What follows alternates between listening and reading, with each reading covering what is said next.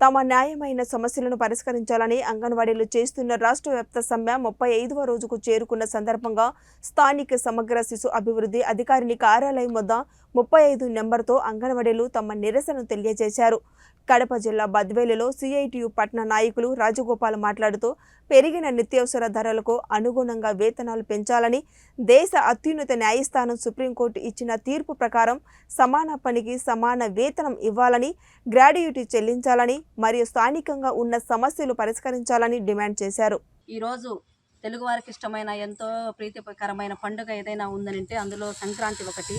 ఈ సంక్రాంతి రోజును కూడా మేము ఇలా ఇళ్ళు, కుటుంబాలు, పిల్లలను అన్నీ వదిలేసి ఈ రోడ్డు మీద పండుగ జరుపుకునే దుస్థితి ఒకరోజు వస్తుందని చెప్పి మేము ఏ రోజు ఊహించలేదు. కానీ మేము ఊహించిన సంఘటన ఏమైనా ఉందంటే ఇన్ని రోజులు మేము సమ్మె కొనసాగించడము, ఆ కొనసాగించిన జయప్రదం కావడము అవి మాకు చాలా సంతోషంగానే ఉంది. కానీ మేము అనుకున్నది సాధించలేకపోయామనే బాధ కూడా మాకు చాలా ఎక్కువగా ఉంది.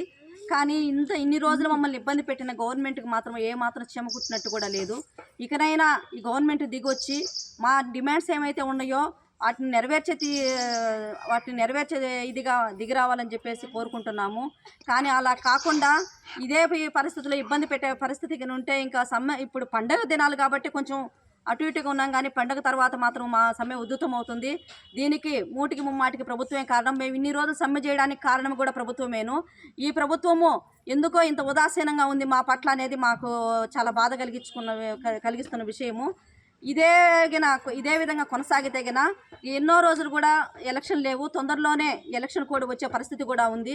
కానీ ఈ ఎలక్షన్ కోడ్ వచ్చే లోపల మేము ఏదైనా సాధించుకుంటాం నమ్మకంతో మేము వస్తున్నాము.